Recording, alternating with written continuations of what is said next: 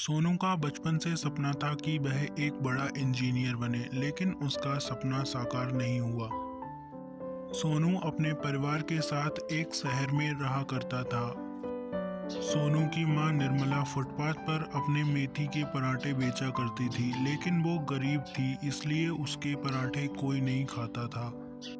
सोनू अपने खेतों में सब्जियां उगाया करता था। एक दिन निर्मला जब अपनी दुकान को बंद करके घर वापस लौट रही थी, तो अचानक वह रोड पर गिरकर बेहोश हो जाती है। निर्मला की तबीयत बहुत ज़्यादा बिगड़ जाती है। निर्मला अब हमेशा बेड पर पड़ी रहती थी।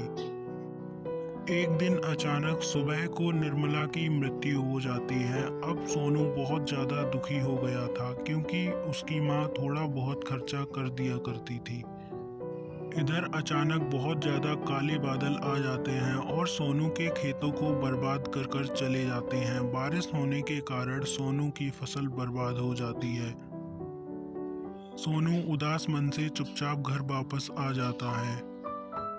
देखो मीना, भगवान हमारे साथ ही ऐसा क्यों करता है? पहले तो मेरी माँ को मुझसे छीन लिया, अब हमारे खेतों की सारी फसल बर्बाद कर दी। आप चिंता मत करो, आप उदास मत हो। मैं इस शहर के एक सेठ को जानती हूँ, मैं उससे कल सुबह मदद मांगने जाऊंगी।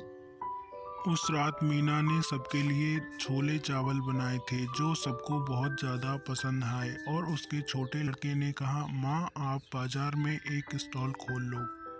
मीना सुबह होते ही मदद मांगने के लिए चली गई। वह सीधे ही सेठ के घर जाने का सोच रही थी। आओ मीना, क्या हाल है? बताओ, तुम्हें कोई मदद चाहिए?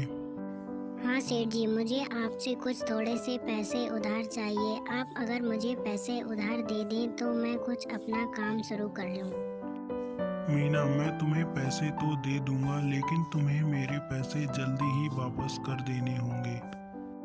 मीना बाजार से उन पैसों का सब सामान खरीदकर घर ले जाती है और अगले दिन से वह रेलवे स्टेशन पर अपना मोमोज का स्टॉल लगाना शुरू कर देती है।